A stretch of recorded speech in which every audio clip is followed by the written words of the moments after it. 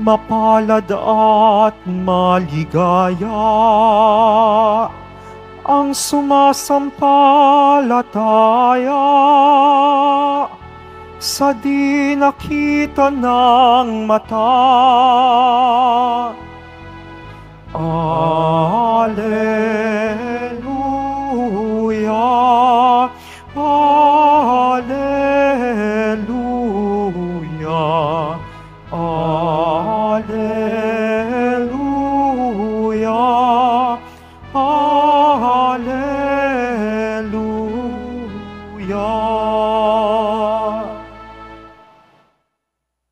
Sumainyo ang Panginoon. At sumaiyo rin.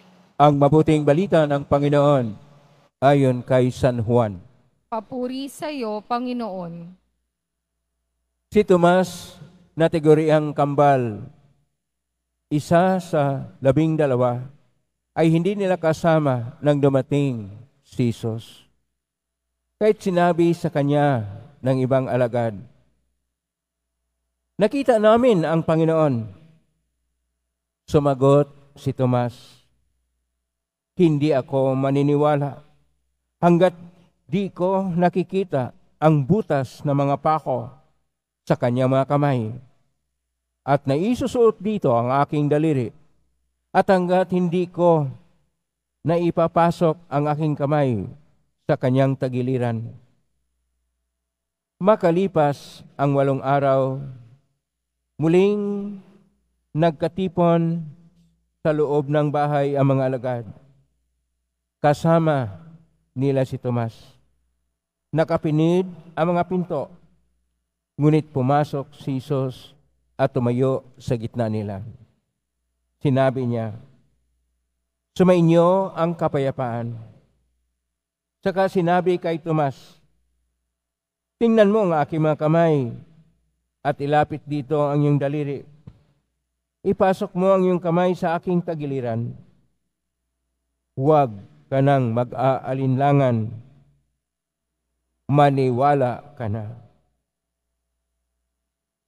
Sumagot si Tomas, "Panginoon ko at Diyos ko." Sinabi sa kanya ni Jesus, "Naniniwala ka na ba sapagkat nakita mo ako?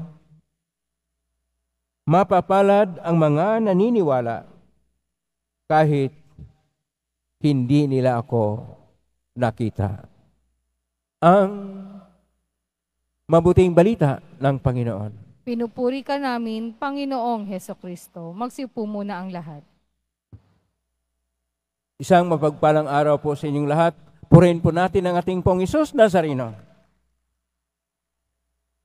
Ngayon ay kapistahan ni Apostol Santo Tomas na tinaguriang tagapaghatid ng Ebanghelyo o mabuting balita sa India. At hanggang ngayon, mayroong tinatawag na Malabar Rite, isang rito na kakaiba sa Latin Rite o rito ng Latin. Ang halaga po sa kanya, at ito ay para din sa atin, ay ang sa versikulo 29, sapagkat ang Ebanghelyo ngayon ni San Juan, Kapitulo 20, verso 24 hanggang 29, ang pinakamalaga ay ang versikulo 29, "Mapalad ang mga naniniwala kahit hindi nila ako nakita." Ito po ay napakahalaga. Kaya kapag katingnan po natin sa orihinal na pagkasulat nito, sinasabi ng ating Panginoong Hesus, "Makaroy,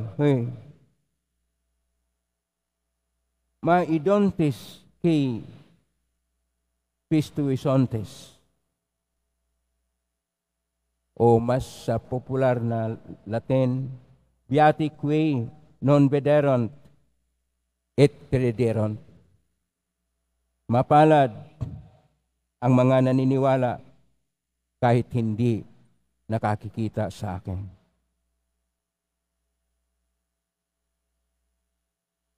ang ating pangarap at ating ninanais lagi na masulyapan, maranasan. Makikita man natin kahit sa ating mga kamay na ginagawang mga imahin at mga tinatawag na mga replika. Pero hindi ito ang tunay na pagpapahayag ng pananalig. Ang pananalig ay kung saan hindi man natin makita sa physical o sa mga mata natin ang ating Panginoong Hesus, tayo pa rin ay nagkaroon ng isang eksperyensya o pagdama sa Kanya sa pamagitan ng ating mga puso, sa pamagitan ng ating kalooban, sapagkat sa ating pananalig sa Kanya, ating nadarama na nariyan ang Diyos. Nariyan ang ating Pong Hesus Nazareno. Buhay siya. At gaya ni Santo Tomas, anong una ay nagdududa, ay nakakita sa Kanya na buhay muli. Kaya sinasabi niya, Panginoon ko at Diyos ko. Sa salitang Hebreo, ang paniniwala ay amen. Nasa Koinoko na Griego naman ay pisteo at sa salitang Latin, credere. At itong ating pananalig sa Kanya ay pananalig na kung saan hindi nababatay sa mga pisikal, hindi nababatay sa mga material na ating nakikita o madama, bagkos isang tunay na pananalig na nagmula sa ating puso. Wala man tayong makikita, wala man tayong manarasan sa Kanya, pero malalim ang ating pagtitiwala. Malalim ang ating paniniwala. Ang panampalataya na buhay ay makikita hindi sa mga nakikita sa physical, bagkos sa ating pagtitiwala, sa ating pananalig, kahit hindi natin nakikita ang tao o ang persona na tayo'y naniniwala. Pakisabi sa katabi mo, manalig ka. Lakasan mo pa pagsabi.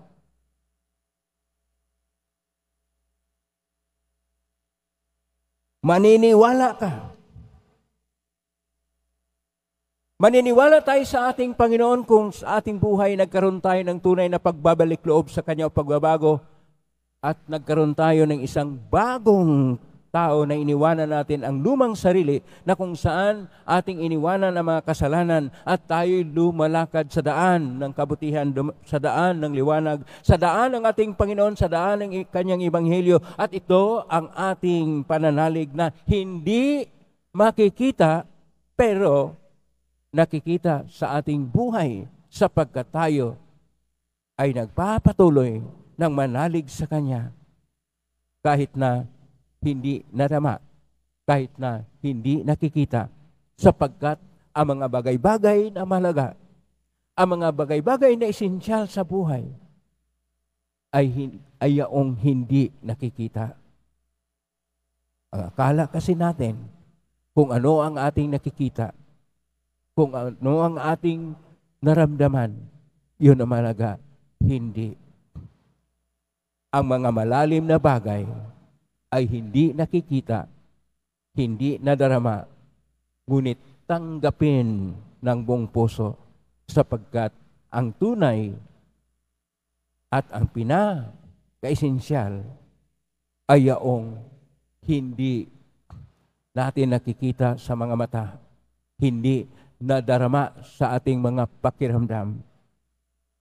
Yung mga naniwala na buhay muli ng Panginoon na siyang kahit hindi natin kita ay naniwala tayo, pumalakpak ng malakas pa sapagkat sa ating pagpapahayag ng ating pananalig sa Kanya, ang Diyos ay buhay at kailanman maging buhay siya sa ating buhay kung tayo ay nananalig ng tunay. Ang pananalig niya ay una sa lahat, isang pagsabuhay ng pag-ibig. Kung ang iniibig mo ang isang tao, kahit hindi mo siya nakikita palagi, nariyan siya at buhay siya mga puso. Ganun din, dapat ang ating paniwala sa Panginoon. Ibigin natin siya ng tunay. Maging buhay siya sa ating kalooban. Maging liwanag siya sa panahon ng karimlan. Maging lakas siya sa panahon ng ating kahinaan. Kakapit tayo sa Kanya. Huhugot tayo ng lakas sa Kanya. Sapagkat siya lang ang Panginoon na siyang makapagligtas sa atin at makapagbigay buhay na ganap at ikasiyasya. Dapat nating malaman, dakila ang pag-ibig ng Diyos sa atin. Hindi niya tayo iiwanan sapagkat mahal na mahal tayo ng Diyos. Amen? Purihin natin ang Diyos.